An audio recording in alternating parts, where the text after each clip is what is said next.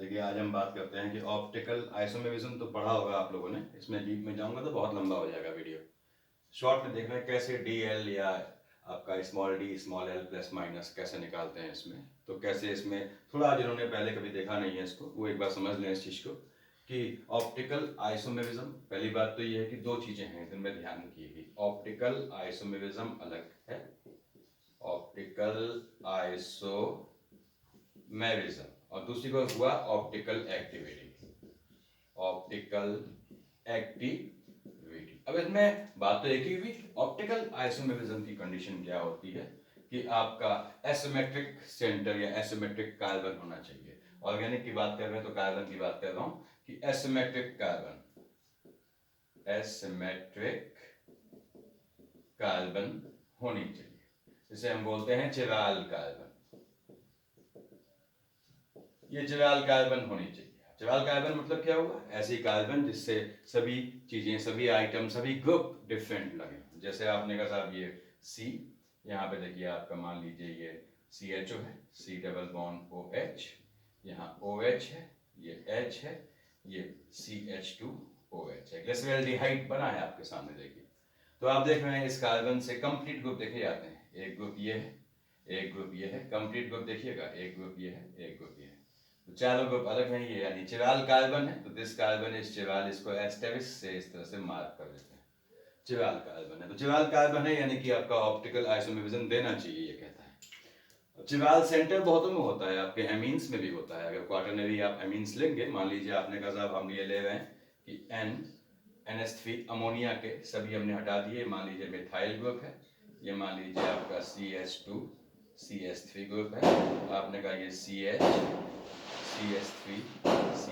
Group है, और ये आपका C कुछ ले लेते हैं C।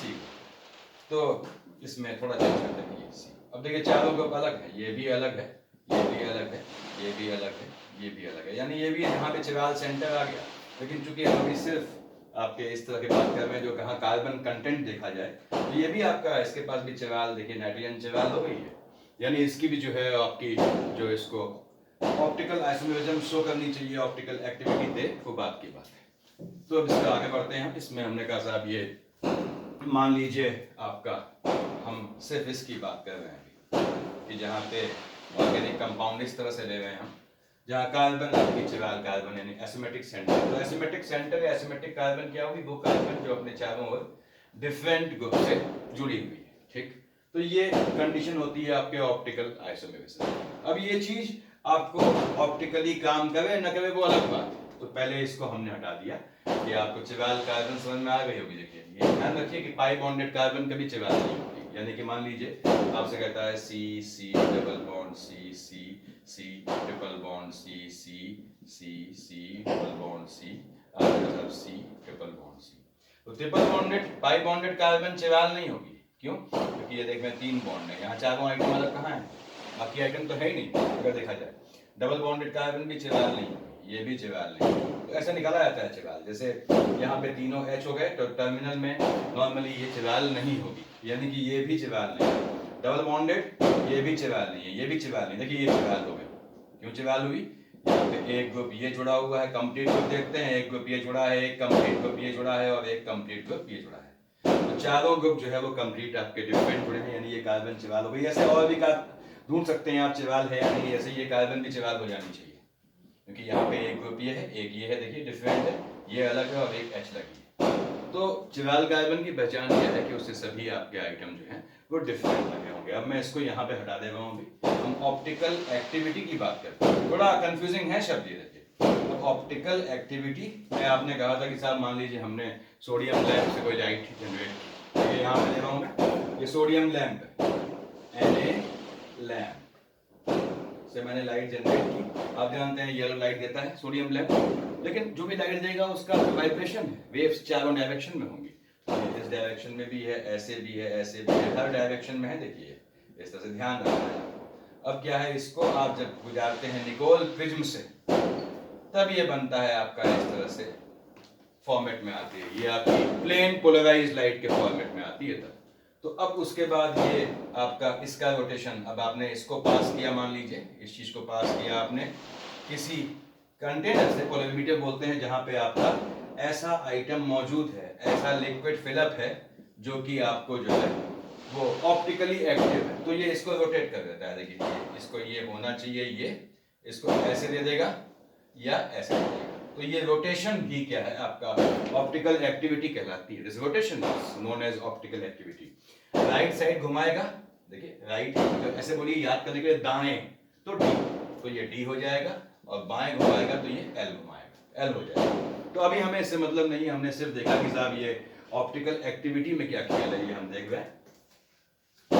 ऑप्टिकल एक्टिविटी में देखिए आते हैं आपके कि ऑप्टिकल एक्टिविटी की कंडीशन क्या है कि कंपाउंड में चिवेलिटी होनी चाहिए। यहां लिख लेता हूं, कंपाउंड मस्ट हैव चिवेलिटी। अब चिवेलिटी क्या हुई, आपने कहा चिवेलिटी मतलब क्या हुआ, ये देखना है आपको। पहली कंडीशन कि एसिमेट्रिक कार्बन यानी चिवाल कार्बन होनी चाहिए, प्रेजेंस ऑफ चिवाल कार्बन। देखिए यानी ऐसी कार्बन जो हमने देखा अभी जो चारों से डिफरेंट ग्रुप से जुड़ी है वो होनी चाहिए। दूसरी बात, there should be no symmetry, should be, देखिए कोई सिमेट्री नहीं होनी चाहिए, there should be no symmetry, there should be no symmetry, कोई भी सिमेट्री नहीं होनी चाहिए। सिमेट्री के भी 3 टाइप होते हैं, कई बताऊंगा आप लोगों को, कोई सिमेट्री नहीं होनी चाहिए। तीसरी बात कि जो कंपाउंड है that should not be mirror image, तो इसको मिरर इमेज का सुपर इम्पोसिबल नहीं होना चाहिए, यानी कि इट शुड नॉट बी, या mirror image should not be, mirror image should not be super impossible, super impossible नहीं होनी चाहिए। देखिए मिरर इमेज सुपर इम्पोसिबल नहीं होनी चाहिए, यानी एक के ऊपर एक फिट नहीं बैठनी चाहिए मिरर इमेज। ये आपकी चिवेलिटी की कंडीशन है, ध्यान रखिएगा, ये चिवेलिटी की कंडीशन है। चिवेलिटी मींस आपकी ऑप्टिकल एक्टिविटी की कंडीशन है। तो ऑप्टिकल आइसोमर्स और यानी ऑप्टिकल आइसोमेरिज्म शो करने के लिए और ऑप्टिकल एक्टिविटी में दोनों में डिफरेंस समझिए। ऑप्टिकल आइसोमर्स तो चिवाल कार्बन में सुकून में आ जाएगा, ठीक, कैसे बताऊंगा अभी आपको। ऑप्टिकल एक्टिविटी के लिए उसको ये चिवेलिटी चाहिए। चिवेलिटी की ये 3 कंडीशन है कि आपका चिवाल सेंटर यानी आपका एसिमेट्रिक सेंटर या चिवाल कार्बन होना चाहिए, अगर हम कार्बन की बात कर रहे हैं। दूसरा कि आपका सिमेट्री नहीं होनी चाहिए, किसी भी तरह की सिमेट्री, चाहे आप प्लेन की सिमेट्री देखें चाहे एक्सिस की। उसके बाद तीसरा है मिरर इमेज जो है वो सुपर इम्पोसिबल नहीं होनी चाहिए। तो ये चिवेलिटी और ऑप्टिकल आइसोमेरिज्म का हमने क्लियर किया। अब आगे बढ़ते हैं इसमें। जैसे मान लीजिए हम कोई भी कंपाउंड लेते हैं, अब कैसे हम डी और एल देख रहे हैं, तो आपने पढ़ा होगा कि साहब जो आपके सैकेराइड्स में जो मोनोमर्स थे आपके, ये यानी मोनोसैकेराइड्स है, CH2O का होल एन फार्मूला था। एन की वैल्यू ध्यान दीजिएगा आप 3 से 7 थी। अब यहाँ इस चीज का क्या मतलब है, यहाँ इस चीज का मतलब ये है कि हमने एन की वैल्यू 3 रखी, तो साहब ये बन गया C3H6O3। देखिए एन की वैल्यू हमने 6 रखी तो बन गया C6H12O6। ये तो बड़े नाम है, पहचाने हुए नाम बन गया, ग्लूकोज बन गया। देखिए आपका, ठीक, तो एन की वैल्यू पे ये आपका मोनोसैकेराइड्स है, ये सब मोनोसैकेराइड्स है। ये C3H6O3 इज ग्लिसरैल्डिहाइड, ग्लिसरैल्डिहाइड पहला आपका मोनोसैकेराइड है, पहला सैकेराइड है कह लीजिए।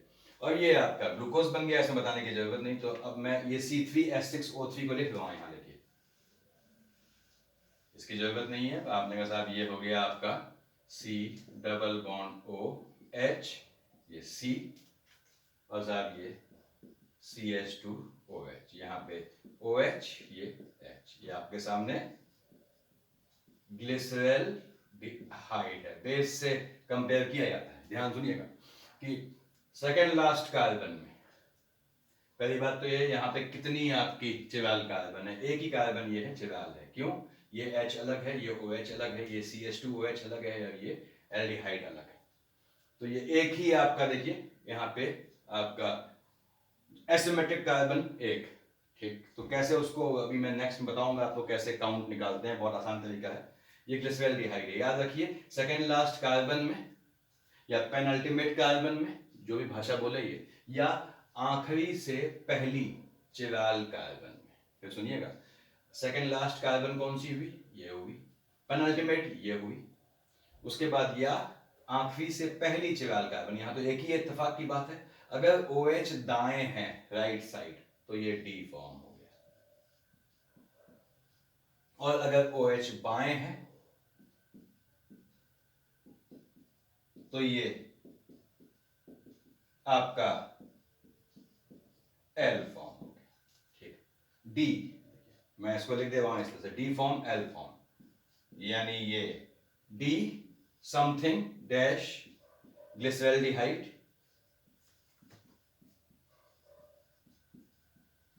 और आपका ये L dash something dash glyceraldehyde.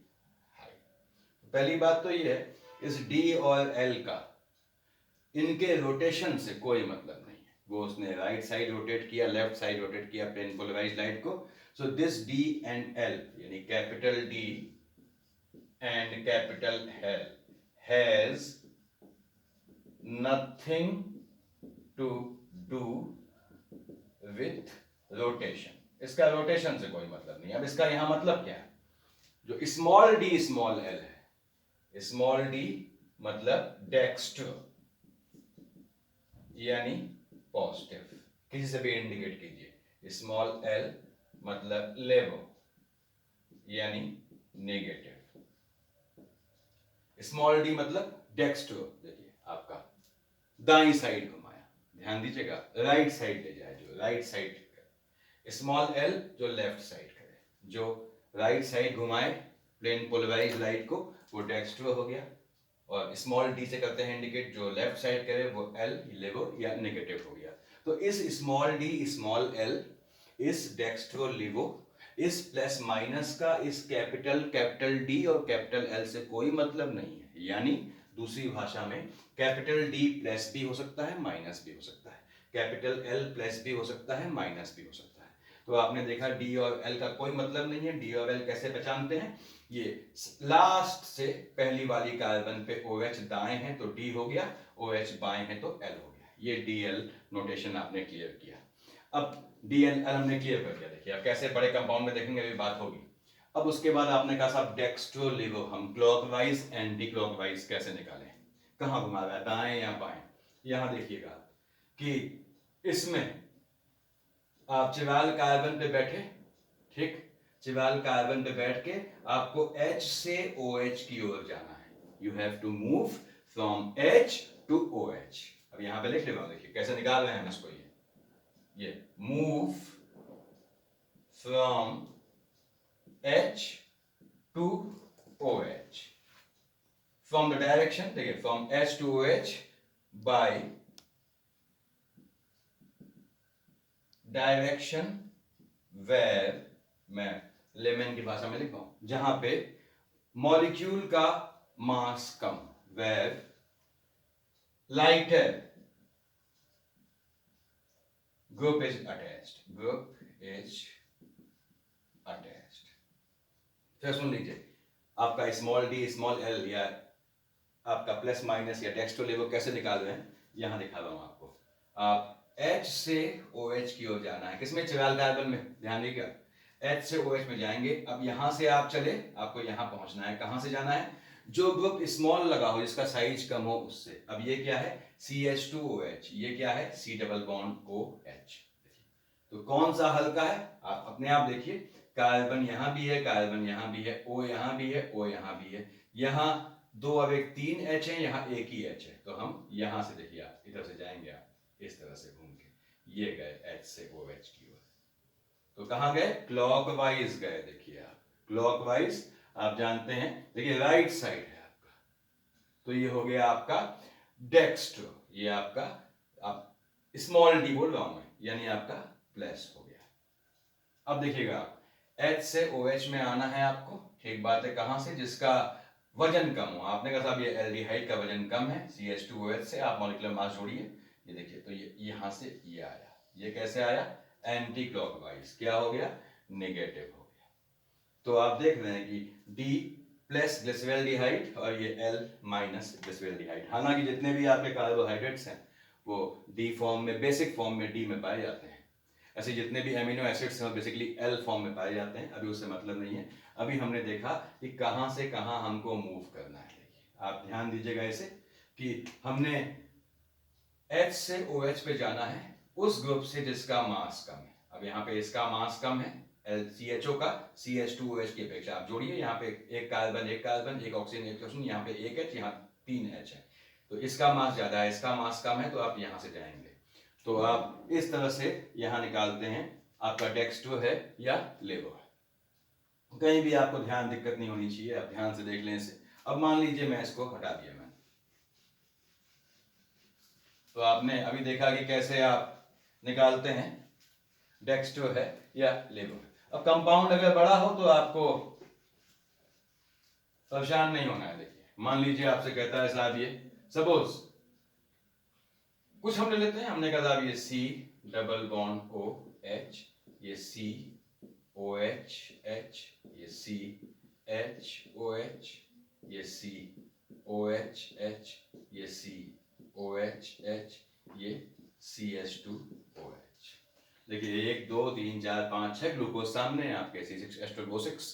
अब आपने कहा कि कैपिटल D कैपिटल L के लिए आखिरी से ठीक पहले वाली, देखिए यहाँ पे ये भी चिवाल है, ये भी चिवाल है, ये भी चिवाल है, ये भी चिवाल है। क्यों? इधर कंप्लीट देखते हैं ग्रुप, यहाँ H लगा है, यहाँ OH, यहाँ एल्डिहाइड और यहाँ ये कंप्लीट ग्रुप लगा है, तो ये चिवाल हो गई, सब अलग है। यहाँ देखिए H लगी है, OH लगी है, ये ग्रुप अलग है और ये कंप्लीट ग्रुप अलग है, तो ये 4 आपको चिवाल मिलेंगी कार्बन यहाँ पे। अगर आप इसके आइसोमर्स निकालना चाहें स्टीरियो तो 2 to the power 4 या 2 to the power n से निकलते हैं, वो बात की बात है, वो शॉर्ट तरीका बताऊंगा आपको। अब यहाँ पे क्या है, 4 चिवाल कार्बन है, कैपिटल D कैपिटल L कैसे निकालते हैं? आपने कहा साहब ये ध्यान दीजिएगा आप कि आखिरी से ठीक पहले वाली कार्बन, चाहे हम ऐसे बोलें या लास्ट चिवाल कार्बन, यही हुई, उसमें OH दाएं हैं तो D हो गया, OH बाएं होता है, ये देखिए मैं अगला बना दे रहा हूँ, C डबल बॉन्ड OH, ये COH H, ये CHOH, ये आपका COH H, ये COH H, अब यहाँ पे HOH हो गया, यहाँ H आ गया, ये OH आ गया, CH2OH। देखिए आखिरी से पहले वाली में आपका OH बाएं है तो ये L फॉर्म हो गया, ग्लूकोज की D फॉर्म, ग्लूकोज की L फॉर्म। ठीक, अब प्लस माइनस फिर निकालना आपको सिखा रहा हूं, देखो D और L आप निकाल लेंगे, प्लस माइनस देखिए आप, प्लस माइनस में ध्यान से देखना है आपको, कुछ है नहीं इसमें। देखिए ये कहता है आपसे साहब C डबल बॉन्ड OH, ये आपका OH, ये H, और साहब ये आपका आ गया मान लीजिए CH3 लेता हूं, मान लीजिए मैं, चाहे CH2OH ना चाहिए। याद रखिए चेन में सबसे ऊपर जो है आपका मोस्ट ऑक्सीडाइज्ड कार्बन होता है, इसलिए आप देखेंगे कि COH ग्रुप ऊपर होगा या CHO ग्रुप ऊपर होगा। अब यहाँ पे आपने कहा साहब कि OH दाएं है तो ये D हो गया, ठीक बात है, डैश, ध्यान दीजिएगा। अब मैं आपको स्मॉल d स्मॉल l बता रहा हूँ, डेक्स्ट्रो लेवो यानी clockwise anti clockwise. Dextro means आप जानते हैं प्लस यानी डेक्स्ट्रो, ये सब एक ही चीजें हैं, यानी आपका क्लॉकवाइज। ऐसे ही स्मॉल l यानी आपका माइनस यानी लेवो यानी एंटी क्लॉकवाइज। तो अब यही निकालना है हमको। अब अगेन H से OH पे आना है, पहला नियम। चिवाल कार्बन कौन सी है बच्चों? ये है, H से OH पे आना है, ठीक, जिसका मास हल्का हो वहां से जाना है। अब यहाँ पे क्या लगा है? Methyl group. यहाँ पे क्या लगा है? COOH group. कौन हल्का है? मिथाइल हल्का है। तो यहां से यहां कैसे जाएंगे? ऐसे जाएंगे। देखिए तीर कैसे बना है? ऐसे, यानी आप एंटी क्लॉकवाइज चल रहे हैं। देखिए यहाँ पे तो आपका ये L हो गया यानी नेगेटिव हो गया। दूसरा देखिए C, ये आपने कहा साहब COOH, ये H, ये OH। कैसे आप अगेन H से OH पे आना है, ठीक बात है। जो ग्रुप हल्का है या तो यहां से आओगे या भैया यहां से आओगे। अब हल्का कौन है? ये तो COOH, दो ऑक्सीजन है, ये हल्का ग्रुप है, ऐसे आओगे। तो कैसे गए आप? देखिए क्लॉकवाइज गए, यानी क्या हो गया आपका? ये प्लस में हो गया। देखिए आप ध्यान दीजिएगा, OH बाएं है, OH दाएं था तो कैपिटल D था, OH बाएं है तो L हो गया डैश। अब कैसे चले आप? क्लॉकवाइज चले यानी प्लस, तो ये L का प्लस फॉर्म। तो ऐसे निकाला जाता है आपका किसी का भी plus minus small D L एक ही बात हुई, डेक्स टू लेवो एक ही बात हुई, क्लॉकवाइज एंटी क्लॉकवाइज एक ही बात हुई, और कैपिटल डी कैपिटल एल दोनों का डिफरेंस निकालना सीखिए आप। मुझे उम्मीद है आप देखिए आपसे हो जाना चाहिए। इसको मैं हटा रहा हूं, प्लस माइनस निकालना सीखिए आप लोग, डेक्स टू लेवो निकालना सीखिए, आसान चीज है। आप एसिमेट्रिक कार्बन पे जाएंगे, वहां से देखेंगे एच से OH में आने में दो रास्ते होंगे, एक होगा हल्के मॉलिक्यूलर मास के ग्रुप के थ्रू, एक होगा हैवी के थ्रू। हल्के वाले रास्ते से जाइएगा, क्लॉकवाइज जा रहे होंगे तो डी हो गया यानी डेक्स टू हो गया, और एंटी क्लॉकवाइज जाएंगे तो लेवो हो गया। आपने कहा साहब ये बना दिया हमने C double bond O OH, ठीक बात है, ये C आया, ये C आया, ये आपका आ गया C double bond O OH। ये आपने कहा साहब OH है, ये H है, ये साहब H है, ये OH, ठीक बात है। टार्ट्रिक एसिड आपके सामने है, टार्ट्रिक एसिड आपके सामने है, टार्ट्रिक एसिड। अब आपने इसको शीशा दिखाया, इसको आपने मिरर इमेज बनाई, तो ये मैं COH को एक साथ लिख लेता हूं, अगर आपको दिक्कत या चलिए वैसे ही बना लेता हूं। देखिए C double bond O OH, इसी का कोई मतलब नहीं है। उसके बाद C, ये H यहां हो गया, ये OH हो गया, ये C, अब ये OH यहां आ गया, H यहां आ गया, ये C, और ये डबल बॉन्ड O OH। आखिरी से पहले वाले कार्बन, चिराल कार्बन कौन से हैं? एक ये है, एक ये है, चिराल बताया है मैंने आपको निकालना। आखिरी से पहली वाली कार्बन पे OH बाएं है, दाएं होता तो D होता, बाएं है तो यानी L। आखिरी से पहले वाले कार्बन पे चिराल कार्बन, या पहले चिराल कार्बन पे नीचे से पहले चिराल कार्बन पे OH दाएं है तो ये D हो गया। पहली चीज है कि आपका ये, तो ये क्या है, मिरर इमेज हो गए हैं। तो D और L फॉर्म क्या होते हैं, मिरर इमेज होते हैं आपके। क्या कह लेते हैं इनको, एनेंशियोमर्स कहते हैं। तो मिरर इमेजेस आर एनेंशियोमर्स। जो नॉन सुपर इम्पोजिबल है, इसको उठाएंगे तो इस पे कैसे फिट होगा, देखिए, तो non super imposable mirror images, non super imposable mirror images are enantiomers. ये एनेंशियोमर्स हो गए। तो दो तो ये बन गए, इसके क्या बन गए, आपके आइसोमर्स बन गए ऑप्टिकल, किसके, टार्ट्रिक के। पहली चीज ये होगी। कैसे हम इसको बाइफरकेट कर रहे हैं मैं दिखा रहा हूं आपको। उसके बाद आपने कहा साहब इसमें एक संभावना ये है कि ये C double bond O OH ऐसे था, देखिएगा C double bond O OH। अब मान लीजिए OH यहां है, H यहां है, OH यहां है, H यहां है। अब आपने कहा साहब यहां दिक्कत है, ध्यान सुनिएगा भाई, कि ये आपका जो कंफ्यूजन दूर कर रहा हूं कि ऑप्टिकल आइसोमर में तो गिना जाएगा, लेकिन ऑप्टिकल एक्टिविटी शो नहीं करेगा। क्यों नहीं करेगा, देखिए ये प्लेन ऑफ सिमेट्री आ गई। देखिए इस प्लेन के जो ठीक ऊपर है वही ठीक नीचे है। तो ये क्या हो गया, ये तो ऑप्टिकली एक्टिव था, ऑप्टिकली एक्टिव, वो तीनों कंडीशन चिरैलिटी की लागू हो रही हैं इसमें। देखिए ये भी आपका ऑप्टिकली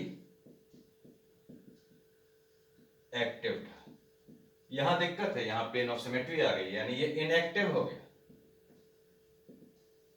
तो प्लेन ऑफ सिमेट्री के कारण इनएक्टिव होने पे जो फॉर्म बनी इसे बोले हम मीजोफॉर्म बोलते हैं। ये मीजोफॉर्म, ध्यान दीजिएगा भाई, मीजोफॉर्म है ये। आप देख रहे हैं कि साहब ये काउंट किया जाएगा आपके आइसोमर्स में, लेकिन ये इनएक्टिव है। ये कंफ्यूजन में दूर कर रहा हूं आपका सर। तो उसके बाद अब क्या है, आपने कहा साहब इसमें तीसरी एक फॉर्म और बनती है कि आपने 50% D मिलाया, 50% L मिलाया, तो वो 50% D आपका ऐसे घुमाएगा, देखिए आपके क्लॉकवाइज घुमाएगा, और L आपका ऐसे घुमाएगा। तो 50% दोनों है, तो इसने जितना यहां घुमाया उसने उतना यहां घुमा दिया, जितना राइट घुमाया उतना लेफ्ट घुमा दिया, तो बैलेंस हो गया, यानी मूवमेंट नहीं होगा उसमें, वो न दाएं रोटेट करेगा न बाएं रोटेट। कौन चीज, जो 50% D और 50% L का मिक्सचर होगा। आपके जो एनेंशियोमर्स के दो पार्ट हैं कि L और D और L फॉर्म का, इनका 50-50% का जो मिक्सचर होगा, वो न पोलराइज्ड लाइट को राइट घुमाएगा न लेफ्ट घुमाएगा, यानी वो क्या होगा, ऑप्टिकली इनएक्टिव वो भी हो गया, उसे बोलते हैं रेसिमिक मिक्सचर। तो अगर यहां लिख लिए आप कि 50% आपने D ले लिया और 50% L ले लिया, तो ये हो जाएगा रेसिमिक मिक्सचर। बहुत लंबी है ये कहानी इसकी, मैं सिर्फ आपको ये चाहता हूं कि आप कैपिटल डी कैपिटल एल निकालना सीख गए। जैसे आपने देखा कि आखिरी से पहले वाली कार्बन पे, लास्ट से ठीक पहले वाली कार्बन पे, या लास्ट जो आपकी चिराल कार्बन है उस पे अगर OH दाएं है तो D है, OH बाएं है तो L है। ऐसे ही आपने कहा साहब small D small L plus minus, देखा आपने कैपिटल डी कैपिटल एल का स्मॉल डी स्मॉल एल या प्लस माइनस से कोई संबंध नहीं है, यानी कैपिटल डी प्लस भी हो सकता है माइनस भी हो सकता है, ये हम बात कर चुके हैं।